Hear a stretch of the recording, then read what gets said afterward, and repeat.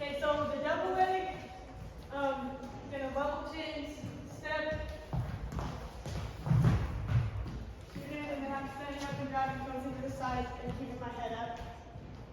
Single leg, I'm using the stance, bubble change, penetration step, and I'm going to bring this leg up with me. Then choose one of the best positions you learn and make sure you cover.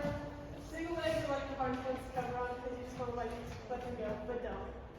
And then the high C, we're here, bubble change, step, shoot, and I'm literally high trots, that's what it is.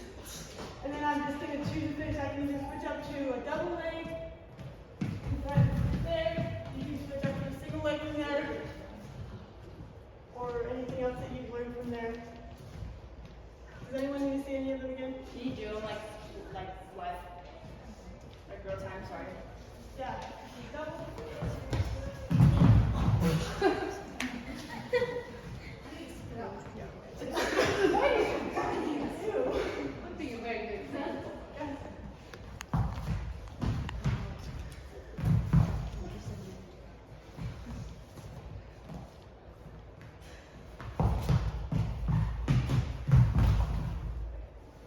Watch how, do that single leg again. Watch how fast she covers when she twists that knee, okay? No, come, right, single leg. Yeah, single leg, bring it up and then twist it, yeah. See how fast she does that? She doesn't let her hit the ground before she's starting to cover, okay? You can't twist, let them hit the ground and go, oh, I gotta cover. It's you're here, you're going to the ground with them. But you gotta do it controlled because you can't just land on them, okay? So I noticed when you guys land, you land with your hands like this. Why do you land with your hands like this? On the bottom person? Yeah. I always just land on, my goal is just to land on my knees and elbows so that I'm already on my base. So that I don't have to start from here, like here, and try and like get it all under me. Does that make sense? I mean, your hands don't have to be like this. That's how my knees end up. But you want to have your elbows and your knees underneath you so you are on your base. If you can land like that. We were actually going to go over it, but I'll have you do it now just because we're right segued into it. So this is how I want you guys to practice landing. Just because, what did I tell you? How you practice is how you perform, right? You're going to hear these things from me and you're going to get so sick of it. It's fine. So, Girls who have wrestled before, if you come down and land like this, what's your first thing you're looking for? Half Nelson. oh, like, Yeah, if the bottom person lands like this, oh, I'm like, easy. yeah, you're shooting a half immediately. Yeah. So that's another reason why when you're landed, we're landing here, okay? We're keeping our elbows in tight. There's no space. So if you land out like this, he's created space here. Also, if you feel yourself, just come from here and land like this, as opposed to feel the shock absorption that your elbows have. You land like this, you're hitting your stomach, your head's shaking. The impact is actually quite a bit more significant than if you're landing on your elbows like this, okay? Try it sometime. Will you show them what you do with your knee? Like when you're turning to go to belly out is what we call it. You belly out whenever you're getting taken down, you want to belly out. But that's really kind of a false statement because we want your elbows down Your knee up. and your knee up. Okay? Yeah, so when I come down, you're coming down, and if you can see it, I'm landing like this. Anybody know why you want this knee up? Because if you don't have to fight for it when you're on top of it. It's pretty easy. Yeah, I've been working with this. This is one of the first things I taught Marley about wrestling. Is matter of fact, okay, come this side. Okay, I've got her broke down. We've been working a 2-on-1. Go back to your base. Go back. Okay. What does she do? She brings his knee up, and then what do you do? Yep. All she's doing is she's coming here, elbows in tight. Okay. And in real life, she wouldn't let me get that 2-on-1. I kind of took that from her. But you're coming here, You're planting, and all you're doing is rotating. See how easy that is to, that's one way when you're carrying somebody's weight to not have to do this and try to push it up like that. Because you're trying to push your body weight plus their body weight. All you're doing, you're bringing this knee up, rotating. Okay?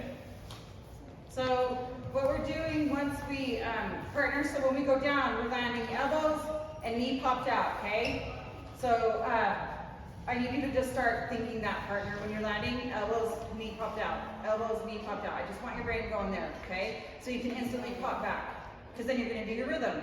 Promise, there's so much like elbows, knee, that's what you're thinking. Partner on top. After I set everything up and I take my shot and I'm covering good, I'm thinking wrist. I want to go and cover her good. All of my weight is on her. So will you guys do a shot and then stop when you're going to cover and show them exactly what you do when you cover? This is where you go to cover. So when I'm going to cover cozy, first thing, I need to make sure I'm all the way behind the ribs. This is going to cut it, so I'm going to be back here. I always like to get inside wrist control. If you can get both wrists, great. If you can roll it underneath them. And I'm keeping all my pressure on Cozy. I'm on my toes. I'm not up here like this, making it easy for her. I want Cozy carrying my weight, and I'm trying to smash her into the mat.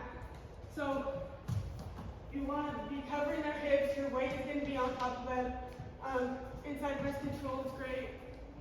So that's what we're thinking. I'm taking him down for my shot and I'm going to cover and get a wrist. Because eventually you'll be going, I'm actually going to go for a half. But right now we're taking him down, cover, go for a wrist. Okay? When you go for a wrist, you're not going over. You have to go under their arm and grab it, because if you go over, they can grab your arm and roll you. Think what we just taught. When you hit the ground on the bottom, what are you automatically doing? Elbows in. So if you're on top, what do you want to do? The opposite. You want to get that inside. You want to take away that closeness, right? So you want to come underneath their arm and create that space. So when I'm saying inside wrist control, that's what I'm talking about. You're coming under, you're getting inside wrist control. What Gracie's doing, I'll just have Cozy show you, is if I kind of come up here, Cozy can grab my arm, and she can basically fire and carry me from the ground. Or do something like that, or she can just have control of my arm. So that's what Gracie was talking about. So yeah, that's what inside wrist control is what we want. You're coming inside, under the arm. That makes sense? Okay. So now I want you guys to think in your head the setups that we went through, right? We have our setup of, sorry, I didn't have paper in front of me. We are going to post under the arms, not even tie up. We're going to collar tie with the club and pop the arm, or we're going to clear the hand, right? The windmill. Okay? So think about when you liked the most. We're just picking it, and we're going to try it paired up with what shot do you like. I want you just to mentally think that right now. What setup you like, what shot I like. I'm going to put them together, and I'm going to cover and get wrists. Okay? So just be thinking. Has everybody got it? Like, I know what setup I'm going to do. If you don't know what to do, I will tell you right now what you're going to do. You're going to pop, level change, penetrating step, and you're going to go to a double, and you're going to cover and get wrists. Okay? So if you're not sure what you like, that's what you like. Okay? All right, ready?